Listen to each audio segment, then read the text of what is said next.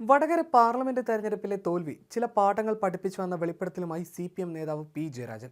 ഇതോടെ കഴിഞ്ഞ പാർലമെന്റ് തെരഞ്ഞെടുപ്പിനെ ചൂടുപിടിപ്പിച്ച കാഫിർ പോസ്റ്റിനു ശേഷം വീണ്ടും വിവാദങ്ങൾ ശക്തമായി.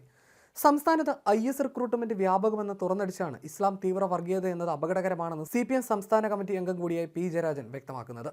കേരളത്തിൽ നിന്നും ISലേക്കുള്ള ഒഴുക്ക് വ്യാപകമാണെന്ന് CPM സംസ്ഥാന കമ്മിറ്റി അംഗം പി ജയരാജൻ ഒരു ചാനൽ അഭിമുഖത്തിൽ തുറന്നടിച്ചു. ചെറുപ്പക്കാർ പൊളിറ്റിക്കൽ ഇസ്ലാമിലേക്ക് വഴിതെറ്റുന്നുവെന്നും കണ്ണൂരിൽ നിന്നുള്ള ചെറുപ്പക്കാരാണ് കൂടുതലായി ഭീകര സംഘടനയിലേക്ക് പോകുന്നതെന്നും പ്രാദേശിക ചാനലിന് നൽകിയ അഭിമുഖത്തിൽ ജയരാജൻ വ്യക്തമാക്കി. ജയരാജൻ എഴുതുന്ന പുസ്തകവുമായി ബന്ധപ്പെട്ട അവതാരകന്റെ ചോദ്യത്തിനാണ് സംസ്ഥാനത്ത് ഇസ്ലാമിക തീവ്രവാദം വേരൂന്നിയ കാര്യം അദ്ദേഹം തുറന്നു പറഞ്ഞത്. ലോകത്താകെ ഇസ്ലാമിക തീവ്രവാദം വർദ്ധിക്കുകയാണ്. അതിന്റെ ഭാഗമായി കണ്ണൂർ, കാസർഗോഡ് ജില്ലകളിൽ നിന്നുള്ള യുവാക്കൾ ISലേക്ക് പോകുന്നു. ഇതിനെ ഗൗരവമായി തന്നെ കാണണം. കണക്കുകളടക്കം നിരത്തിയാണ് ജയരാജന്റെ തുറന്നു പറച്ചിൽ.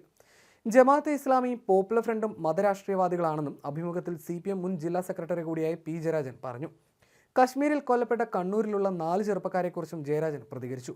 ജയരാജന്റെ പുസ്തകങ്ങളിൽ കണ്ണൂരിലെ യുവാക്കളിൽ ഇസ്ലാമിക ഭീകര സംഘടനകൾ ചെലുത്തുന്ന സ്വാധീനത്തെക്കുറിച്ച് കൂടുതൽ വിശദാംശങ്ങൾ ഉണ്ടെന്നാണ് വിവരം. ഒക്ടോബറോടെ പുസ്തകം പുറത്തിറങ്ങും. പുസ്തകത്തിന് വലിയ വിമർശനമുണ്ടാകുമെന്നും അതിനെയൊന്നും താൻ ഭയപ്പെടുന്നില്ലെന്നും CPM നേതാവ് പറയുന്നു.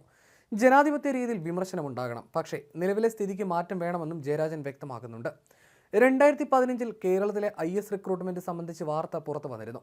പിണറായി വിജയൻ അടക്കമുള്ള നേതാക്കൾ അന്ന് അത് തള്ളിയിരുന്നു. ഇതേ പ്രമേയം കൈകാര്യം ചെയ്ത കേരള സ്റ്റോറിയെ സംഘപരിവാർ അജണ്ടയെന്ന് പറഞ്ഞ് CPM എതിർക്കുകയും ചെയ്തിരുന്നു. വടകര പാർലമെന്റ് തിരഞ്ഞെടുപ്പിൽ മുസ്ലിം ലീഗും UDF സ്ഥാനാർത്ഥി ഷാഫി പറമ്പിലും വർഗീയത പ്രചരിപ്പിച്ചുവെന്ന CPM ആരോപണങ്ങൾ നിലനിൽക്കെയാണ് പി ജയരാജന്റെ വിമർശനം. സംസ്ഥാനത്തെ ADGP RSS നേതാക്കളുമായി കൂടിക്കാഴ്ച നടത്തിയെന്ന ആരോപണങ്ങൾ കേരള രാഷ്ട്രീയത്തെ ചൂടുപിടിപ്പിച്ചിരുന്നു. RSS നേതാക്കളുമായി കൂടിക്കാഴ്ച നടത്തിയ ADGPയെ തൽസ്ഥാനത്ത് നിന്ന് നീക്കം ചെയ്യാൻ മുഖ്യമന്ത്രി പിണറായി വിജയൻ തയ്യാറാകാത്തത് ഘടകകക്ഷികളിൽ തന്നെ കടുത്ത എതിർപ്പുണ്ടാക്കിയിട്ടുണ്ട്. മലബാറിലെ ഇസ്ലാമിക തീവ്രവാദത്തെക്കുറിച്ച് പി ജയരാജൻ പുസ്തകരചനയിലാണെന്ന് നേരത്തെ വെളിപ്പെടുത്തിയിരുന്നു. ഇതിനിടയിലാണ് വിവാദ പ്രസ്താവന പുറത്തുവരുന്നത്.